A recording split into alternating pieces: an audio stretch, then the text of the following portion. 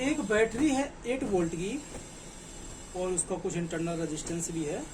Main चीज है कि चार्ज किया जा रहा है उसको। तो मान के चलिए हमारे पास कोई 120 वोल्ट डीसी सप्लाई है, तो वो भी एक तरह की बैटरी ही होगी, सप्लाई बैटरी।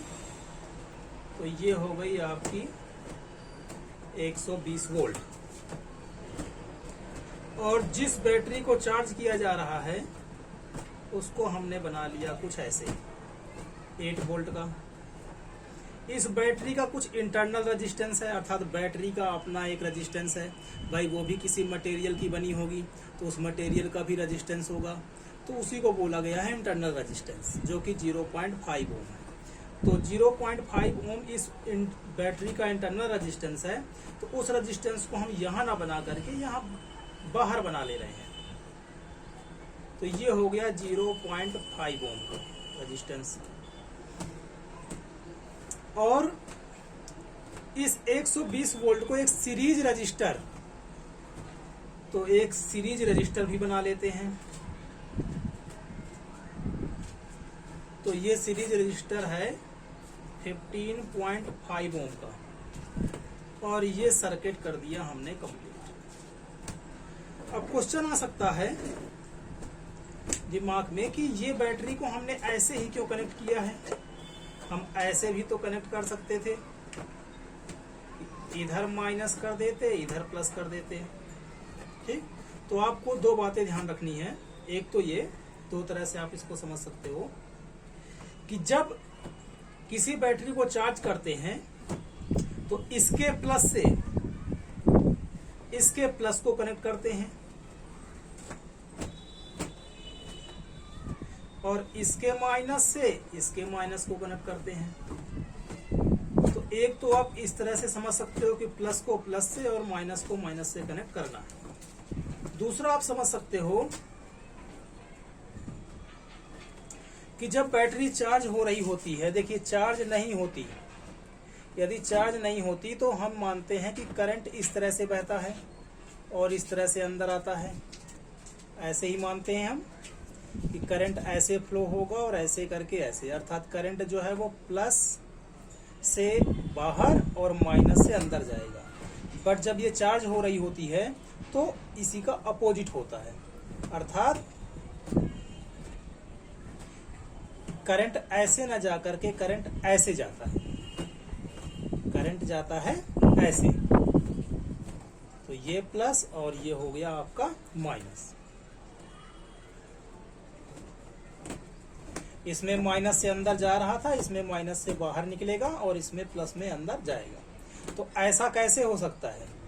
इसी तरह से हो सकता है। आप देख सकते हो कि इसका वोल्टेज क्या है ज्यादा, तो करंट का फ्लो कैसे होगा, ऐसे होगा। तो ये देखिए प्लस से अंदर जाएगा और माइनस से बाहर की ओर निकलेगा। तो दो तरह से आप इसको समझ सकते हो। नेक्स्ट है आपका, तो what is the terminal voltage of battery during charging. तो चार्जिंग के टाइम पे इसका टर्मिनल वोल्टेज क्या होगा। तो ये रही बैटरी, इसका कुछ इंटरनल रेजिस्टेंस है जो कि हमने यहाँ बाहर बनाया हुआ है। तो टर्मिनल वोल्टेज क्या कहलाएगा, अर्थात बैटरी के बाहर का वोल्टेज। भाई आपकी बैटरी है ये, तो टर्मिनल वोल्टेज यही तो कहलाएगा कि यहाँ पर कितना वोल्टेज है। जबकि इसका एक अंदर रेजिस्टेंस भी है, इंटरनल रेजिस्टेंस, अर्थात रेजिस्टेंस के साथ रेजिस्टेंस को लेते हुए जो बाहर के पॉइंट है उस वोल्टेज को हम बोलेंगे टर्मिनल वोल्टेज। अर्थात यहाँ से लेकर के यहाँ तक का वोल्टेज ये बैटरी और ये इसी बैटरी का रेजिस्टेंस, इन दोनों को मिला करके जो वोल्टेज होगा वही कहलाएगा आपका टर्मिनल वोल्टेज। VT से दिखा देते हैं, अर्थात ये हमें फाइंड करना है VT, यहां से लेकर के और रेजिस्टेंस के बाद तक, यहां तक का हमें जो है टर्मिनल वोल्टेज फाइंड करना है। तो कई मेथड हैं इसके करने के। तो पहले तो ये करना क्या है, तो करना ये है कि इसमें हमें करंट निकालना है। यदि हमें करंट निकल जाए, करंट फाइंड हो जाता है, तो करंट पता है तो यहाँ पर देखिए हम V = IR, V = या फिर करंट पता हो तो हम वोल्टेज फाइंड कर सकते हैं। ठीक है, तो अभी रेजिस्टेंस तो पता ही है, तो अपना वही formula V equal to I R. ठीक, तो करंट पता है, रेजिस्टेंस भी पता है, तो हम क्या निकाल सकते हैं, V की वैल्यू फाइंड कर सकते हैं। अर्थात हमें करंट फाइंड करना है। तो करंट को हम कम से कम 2 मेथड से फाइंड कर सकते हैं। तो पहले हम देखते हैं मेथड नंबर 1 और फिर देखेंगे हम मेथड नंबर 2। तो मेथड नंबर 1 तो वही है आपका किरचॉफ लॉ, लगा देते हैं इसमें। तो किरचॉफ लॉ के नियम आपको पता ही है, शॉर्ट में बता देता हूं मैं। डिटेल से देखने के लिए इसी के जो पिछले वाला वीडियो है, पिछले वाला, उस वीडियो में आप देख सकते हो। बाकी शॉर्ट में बता देते हैं आपको। तो क्या होता है कि जैसे ये रजिस्टर है, करंट की डायरेक्शन इधर है, और जो हमने लूप लिया है, मान के चलिए इस तरह का लूप लिया है, और लूप की डायरेक्शन कुछ इस तरह से जा रही है, तो करंट की डायरेक्शन में जो वोल्टेज होता है वो निगेटिव होता है, अर्थात हम लिखेंगे माइनस आई आर करंट की डायरेक्शन में। और अपोजिट डायरेक्शन में यदि हम चल रहे होते ऐसे, तो हम ले लेते प्लस का आई आर। ठीक है, तो एक नियम तो ये है। तो जब ऐसे लेंगे तो माइनस आई आर, और ऐसे लेते तो प्लस आई आर। दूसरा रूल क्या है आपके लिए, जैसे ये बैटरी है, तो यदि हम लूप में इस तरफ चल रहे हैं तो देख सकते हो प्लस से माइनस, तो ये माइनस में वोल्टेज इसका लिखा जाएगा। और यदि कि इसी के अपोजिट है, हम इस तरह से लूप में चल रहे हैं, तो इसमें प्लस का वोल्टेज इसका लिखा जाएगा। अगर ये 8 है तो यहाँ पर लिखेंगे हम माइनस का 8, और इसमें लिखेंगे हम प्लस का 8। तो इस तरफ जाएंगे तो माइनस में, और इस तरफ जाएंगे तो प्लस में, अर्थात माइनस से बाहर निकलेंगे तो माइनस में, और इधर देखिए इधर की ओर जा रहे हैं, अर्थात प्लस से बाहर निकल रहे हैं तो प्लस का हो जाएगा।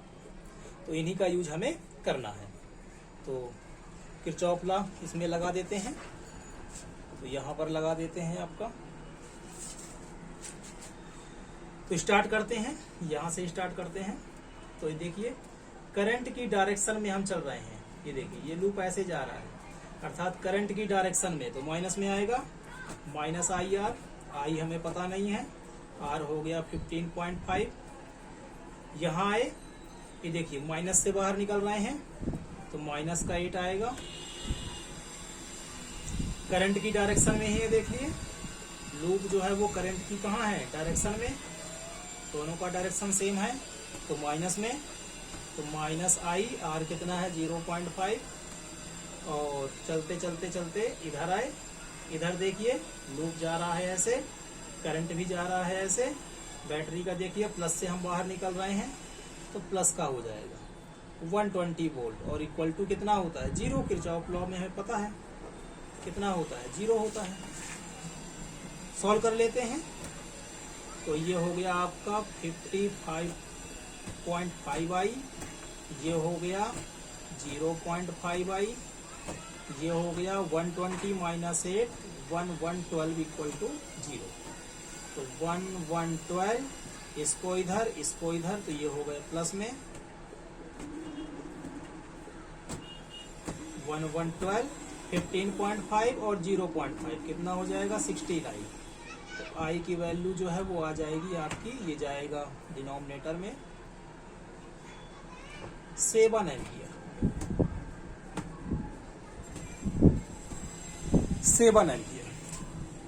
यदि इसी को हम सेकंड मेथड से निकालते तो कैसे निकालते, तो सेकंड मेथड के लिए आप देख सकते हो इसको, ये 2 बैटरी हैं प्लस प्लस, तो जब भी प्लस प्लस में कनेक्ट होती हैं 2 बैटरी, तो हम इन दोनों को कर देते हैं माइनस। ठीक है, तो ये है बैटरी, तो 2 बैटरी थी हमारे पास,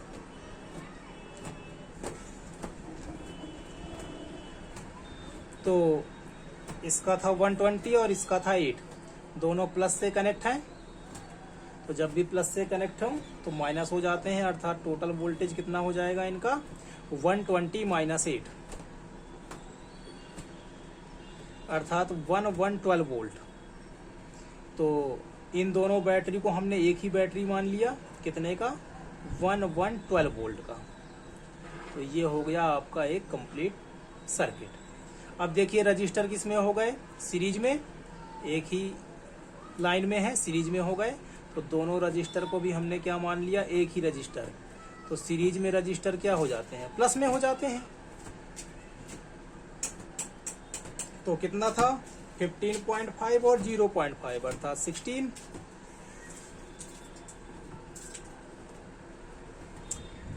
सीधे से formula V equal to I R,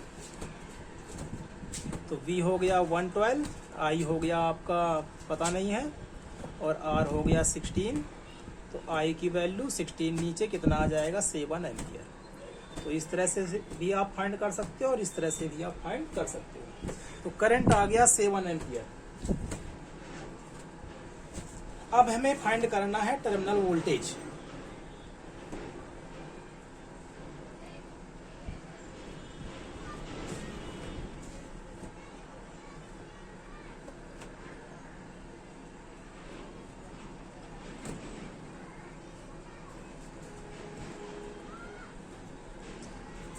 तो टर्मिनल वोल्टेज के लिए हमारे पास कम से कम 3 मेथड हैं। तो पहले करते हैं हम पहले मेथड से। आपको बताया था टर्मिनल वोल्टेज क्या है, ये वाला, ठीक है। तो कैसे फाइंड होगा ये, तो पहले मेथड में हम क्या करेंगे, देखिए ये तो हो गया आपका 8 वोल्ट, बैटरी 8 वोल्ट की है तो 8 वोल्ट ही रहेगा, और प्लस ये रजिस्टर भी लगा हुआ है, ये रजिस्टर भी लगा हुआ है। तो रजिस्टर का वोल्टेज फाइंड कर लेते हैं। तो V equal to I R, I कितना है 7 सभी के लिए क्या है सेम। तो आई आर, आई और आर, 8 प्लस 7, 0.5 का मीन्स क्या होता है 1/2। तो 7/2 अर्थात 7 का हाफ कितना होता है 3.5। तो कितना आ जाएगा 11.5 वोल्टेज है। तो ये क्या हो जाएगा वोल्टेज, टर्मिनल वोल्टेज। यदि इसी को हम सेकेंड मेथड से फाइंड करते तो सेकेंड मेथड में आप इस तरह से यूज कर सकते हैं कि देखिए हमने फार्मूला पढ़ा था V equal to E minus I R battery के लिए, कि बैटरी के लिए जो टर्मिनल वोल्टेज होता है उसका फार्मूला ये होता है। अब चूंकि यहाँ पे बैटरी क्या हो रही है, चार्ज हो रही है, तो ये I ना हो करके ये माइनस I होगा। अभी बताया था पहले कि करंट इस तरह से फ्लो होता है। देखिए चार्ज यदि डिस्चार्ज हो रही होती है तो करंट ऐसे जाता है और ऐसे आता है, और यदि चार्ज हो रही हो तो इसी का अपोजिट हो जाता है, इसी का अपोजिट हो जाता है, अर्थात इधर से बाहर और इधर से अंदर। अपोजिट होने का मतलब करंट क्या होगा, अपोजिट डायरेक्शन में फ्लो होगा। अपोजिट डायरेक्शन में फ्लो होने का मतलब पहले क्या था माइनस आई आर, तो अब इसका अपोजिट, माइनस का अपोजिट क्या हो जाएगा प्लस का आई आर, तो अपोजिट डायरेक्शन में फ्लो होगा। अर्थात फार्मूला क्या बनेगा आपका, ये कब के लिए है, जब बैटरी चार्ज हो रही होती है, और वो जो फार्मूला होता है माइनस का वो होता है जब बैटरी डिस्चार्ज हो रही होती है, अर्थात उसके साथ रजिस्टर लगा है और वो बैटरी अपना जो है चार्जिंग दे रही है। तो पुट कर देते हैं। तो V टर्मिनल E कितना है 8 वोल्ट, I कितना है 7, R कितना है इसमें 0.5। हम सिर्फ इतने पोर्शन को ही देख रहे हैं क्योंकि यही हमें V टर्मिनल हमें फाइंड करना है। तो ये देखिए 7 इंटू 0.5 कितना आया था 3.5, तो ये हो गया 11.5 वोल्टेज। यदि इसी को हमें थर्ड मेथड से फाइंड करना हो तो उसके लिए भी है। कैसे फाइंड करेंगे हम, देखिए तो हमें कुछ नहीं पता कि ये बैटरी कैसी है, कैसी लगी है, ये कुछ ऐसे दिया हुआ है।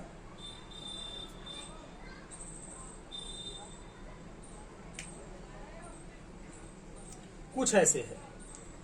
तो आप मुझे बताइए कि यदि हम इसका वोल्टेज फाइंड करने V1 मान के चलिए, तो टोटल वोल्टेज कितना है, इतना, और इसका वोल्टेज हो गया मान के चलिए V1, तो इसमें से इसको यदि हम माइनस कर दें तो बाकी जो बचा हुआ सर्किट है उसका वोल्टेज फाइंड हो जाएगा कि नहीं फाइंड हो जाएगा।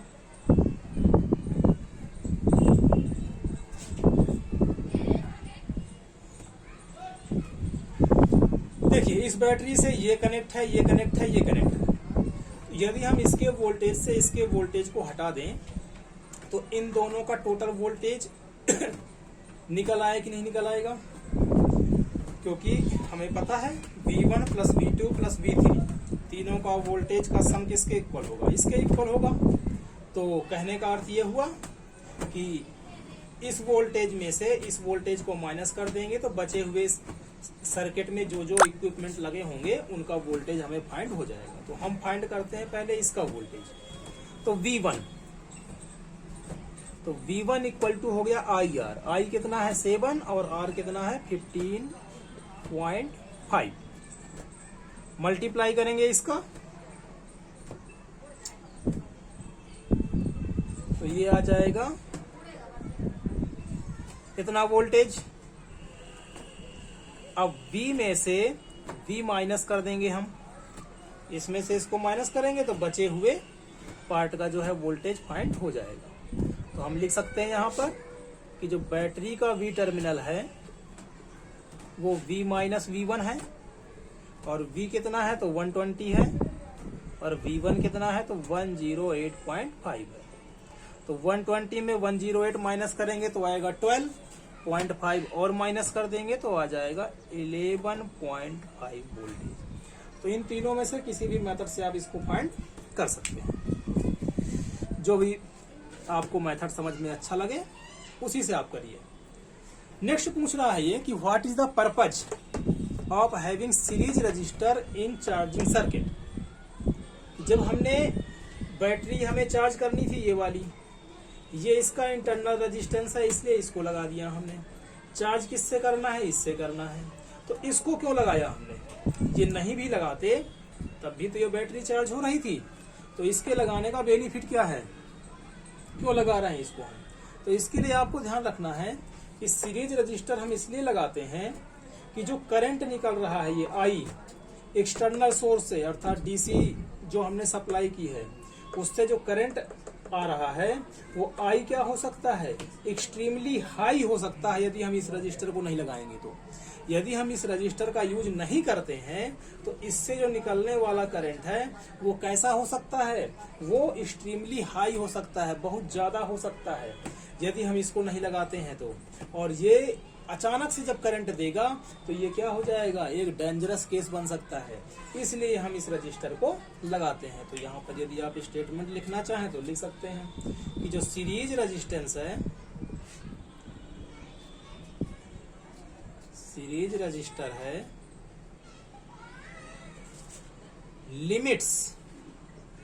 लिमिट में रखता है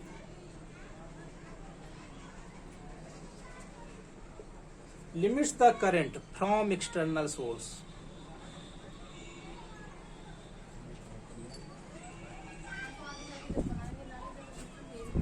या फिर अपना ये फ्रॉम डीसी सप्लाई भी आप लिख सकते हो। तो जो करंट है, current will be extremely high,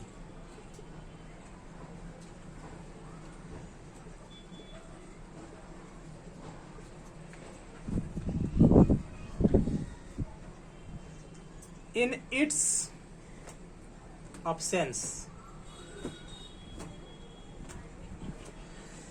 यदि ये रजिस्टर absent है तो जो करंट है वो एक्सट्रीमली हाई फ्लो हो सकता है और यह एक डेंजरस केस है। तो दिस इज वेरी डेंजरस।